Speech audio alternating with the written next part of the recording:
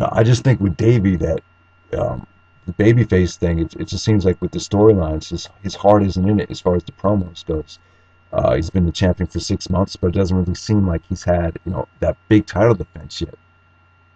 Just does it seems like a very very uneventful title reign, and it's been one of the worst reigns in Ring of Honor history so far. But it feels like it's starting to get underway. It just feels like it's really starting to get going. So we'll see what happens. But I don't think it's time to take the belt off of Davey. The guy's proven himself to be amazing, and I still think he's an amazing wrestler no matter what other people say. So Eddie Edwards is not ready to carry the company.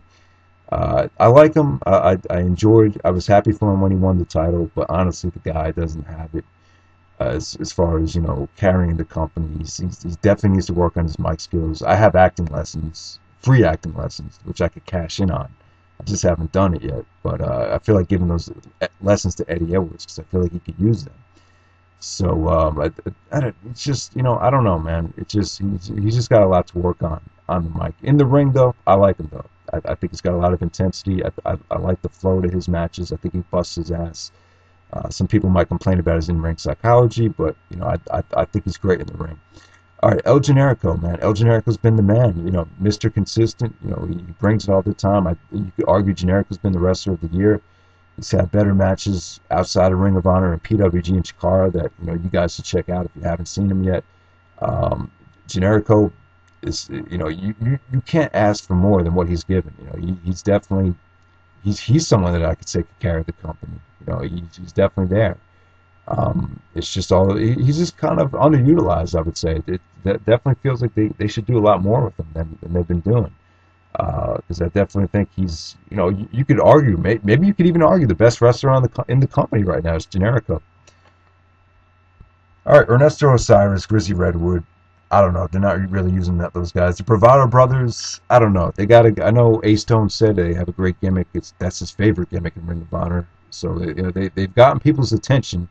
We'll give them that. But I don't think they could bring it in the ring. I think they could have good matches. I just don't think they could have great matches, and I don't think they could really be serious contenders for the tag team championship without some type of repackaging. All right, Homicide. Homicide's going to be one of those guys that's brought in sporadically. Maybe you could treat him like the ROH legend. Maybe you could give him some type of sympathy every time he comes back. Oh, there's Homicide. I don't know, but definitely, Homicide's been really disappointing. So you can't really put him on the full-time roster. The Briscoes have been hot as hell. The Briscoes have been the brightest spot in Ring of Honor. The best thing about the company in 2011 has been the Briscoes. They were stale at the beginning of the year, but that fucking promo that Jay Briscoe cut before Best in the World, that day one promo, whatever that promo was magic. If it wasn't for Punk, that would be the promo of the year. And the Briscoes have definitely, their characters are at an all-time high. They've been hilarious, they've been funny, they've been entertaining, which is something the rest of the guys haven't really been. So yeah, Jay Lethal. I would say Jay Lethal's been good. Since he come back from TNA, he's been fine. Usually when you come back from TNA, you kind of suck in the ring, you're kind of rusty, but Lethal hasn't lost a step. I can't really say Lethal is like a main event type of guy. I see him more of like a legit, reliable Mick Carter. Jim Cornette. I don't like Jim Cornette and Ring of Honor. I don't think the two mix. I've seen some people say Ring of Honor is kind of reminiscent of Smoky Mountain Wrestling with the television show, which is kind of, I haven't really seen a lot of Smoky Mountain, but I wouldn't say that's really a positive comparison. I think Jim Cornette's eye for talent is kind of incompatible with the Ring of Honor style. I just don't think it is. Cornette's more, he's the type of guy that's more into guys like a Matt Morgan, or a Prodigy Mike Bennett. Those are his type of guys, bigger guys, with the big looks, and and that could somewhat talk on the mic, I guess. But I'm just, I don't know. I just think bringing in Cornette was not a good thing. That's just my opinion. He's done some good things here and there. Maybe he'll have a good idea here and there. But as far as booking goes, I don't think he's a good booker. I based off of what he's booked in the past, I wouldn't say that he's. I don't know. I just don't think he's. It's just, as far as the talent goes, I just don't think he has a great eye for talent. Jimmy Jacobs is the man. If anyone that's seen Ring of Honor in the past knows that Jacobs has had some of the best feuds in Ring of Honor history with B.J. Whitmer, Austin Aries, Coca Bannock. The list goes on and on and on. He's still young, which is great. He's still very, very young, and he busts his ass in the ring. It's just he's been kind of underutilized since he's come back, but hopefully that would change. You definitely need to keep him on the roster. Kenny King. I see Kenny King as a singles guy. I think he should break away from the All Night Express. Um, Out of anyone on the roster, I feel like he's been kind of held back this year. You know, the pretty boy Pitbull's got a shitload of charisma. He's been improving every year. He can go in the ring. I think he could be the Ring of Honor World Champion. So I think a heel turn is where I see Kenny King in 2012. All right, Kevin Kelly, man. Kevin Kelly brings a lot of professionalism to the Ring of Honor, almost a little bit too much professionalism. It's kind of made the TV show kind of, feel a little bit too corporate, but that's not really a negative, though.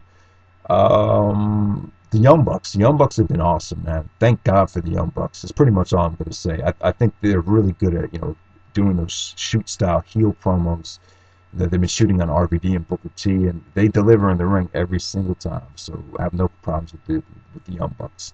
Michael Elgin, man. I think Elgin is a beast in the ring. He won Survival of the Fittest, but I think he's really dull, though, personality-wise. I definitely think you could give him a better manager.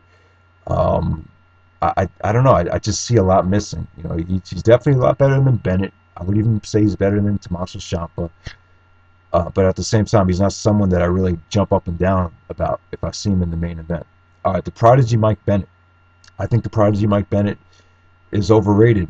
I think people kind of give him too much sympathy. I think people kind of, feel bad for all the criticism that he gets, that they try to cut him some slack. I said, don't cut him slack. This is fucking Ring of Honor, man. It's do or die. You have to deliver. If you can't deliver in the ring, I don't care. And if maybe, it's a sports entertainer thing. Maybe it will work if this guy cuts some good promos, or there's at least something, interesting about him. But I just haven't seen it. It's been a whole year now, and I'm just down on the guy. I just don't give a fuck about him. Anytime this guy's in a match, I think it's a complete waste of time. And the more and more New York City fans shit on him, it seems like the more and more they're going to keep using him. So maybe the best thing is just don't react to him. All right. Next up, we have Nigel McGuinness. He's been great on commentary. I think Nigel's actually going to come back in Final Battle. I think he might be, he'll have his last Ring of Honor match against Roderick Strong. I think that'd be awesome. A great way to go out. Nigel's got so much charisma. It's just tough when a guy like Nigel leaves. To fill those shoes is somewhat impossible. I just feel really bad for the guy because he's so fucking talented. You could argue that Nigel is the greatest champion in Ring of Honor history. Prince Nana, man. Prince Nana's been awesome. I love Prince Nana, man. It's just, it doesn't seem like they've been using him that much. I think the whole thing with Jimmy Rave coming back, I think you could do a whole Nana Jimmy Rave thing. I think that's interesting. Jimmy Rave looks great, so we'll see what happens there. I can see, if Jimmy Rave comes back, I can see him playing, that Leonardo DiCaprio, badass type of character from like The Departed. I think that would be great for Jimmy Rave. All right, next up we have R.D. Evans, aka Archibald Peck. I see, Archibald Peck, as a better fit for Chikara. You really can't see him wrestling in the Ring of Honor. I think he could be a great manager, though. It's just, just give him the right guy to manage. He's kind of like the, in the background, not doing much in the embassy. I say get him out of the embassy. Have him manage a guy like Michael Elgin, or, maybe something there. Rhett Titus, Rescue the Jet Ski, Addicted to Love, man. 2008, this guy had so much charisma. It's kind of like he's kind of like afraid to, go back to some of the comedic stuff. I think if Rhett just kind of balances it out, kind of picks his spots between being serious and being comedy, I think he'll be fine. But I don't know, though. I still can't see him as a legit main eventer. I definitely think he's the weak link in the All Night Express. But he still has a lot of potential, though. He's not someone that you want to get rid of. He could still be a great mid-carder. Maybe the television championship within like a year. Roderick Strong, Roderick's been funny, he's been dissing Team Richards, he's been talking about how they haven't been getting laid and training all around the country. He's been kind of funny on the mic, but at the same time, I feel like, you got to do the ECW thing where you hide the negatives and accentuate the positives. And I feel like Roderick Strong should be, shouldn't have him on the mic. He should be, just wrestling. Maybe have him be like the Chris Benoit mid-card babyface that just doesn't talk. I see that as a Roderick Strong. That's where he should be. Steve Corino's kind of on the way out, but Corino, this whole year has really made me appreciate, just how much he gave the Ring of Honor last year on the mic. He's a great mic worker, and he's going to do something for Kevin Steen. Put him over. and really, launch Kevin Steen's return in a big way at Final Battle. All right, next up we have T.J. Perkins. I think T.J. Perkins is awesome, man. I definitely think this is a great signing from Ring of Honor. This is something that the company needed to do big time. He's really he's kind of like Rocky Romero. He's got that. He's a great all-around indie worker. He's been all around the world. Definitely something that's been missing within the roster. And personality-wise, I think he could get a lot better too. I definitely think he's very well-rounded in the ring. Definitely just a great signing, T.J. Perkins. He's young too. He's got so much experience, but at the same time, he's still young. Tommaso Ciampa, they've been doing a great job building him up.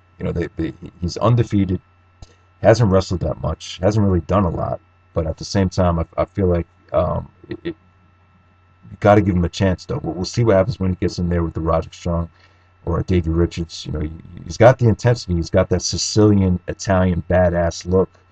But at the same time, it's just a lot of question marks still there. But from the training packages, he's very marketable though. He's very marketable. I like him, but I don't like him a lot.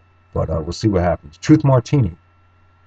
I think Truth Martini sucks. I think his voice makes you want to scratch your head, or the chalkboard type of thing. You know what I'm trying to say. I think Truth Martini sucks. I don't think he's done a lot to elevate a guy like Roderick Strong. He was supposed to elevate Roderick. I don't think he really did anything to make fans connect with Roderick more than what they already did in the past. All Truth Martini does is make you appreciate how great Larry Sweeney used to be. So overall, I would say you need to eliminate Truth Martini, Charlie Haas, the Prodigy Mike Bennett, Jim Cornette, possibly maybe the Bravados or Cedric Coleman and Caprice Alexander. But I think you need to give those guys a chance. But I definitely think they're on the hot seat, though. I think there's a lot of guys you could bring into the company. Willie Mack, even some guys in Chikara like Mike Quackenbush, for the right price. You got the money now. Why not? Daisuke Sekimoto, a lot of guys from Japan. You have the money now. Why not just go out and get one guy from Japan just to spice up the roster? Maybe a guy from CZW. Like maybe a Drake Younger, possibly. He could kind of replace the Necro Butcher. Maybe you could do that.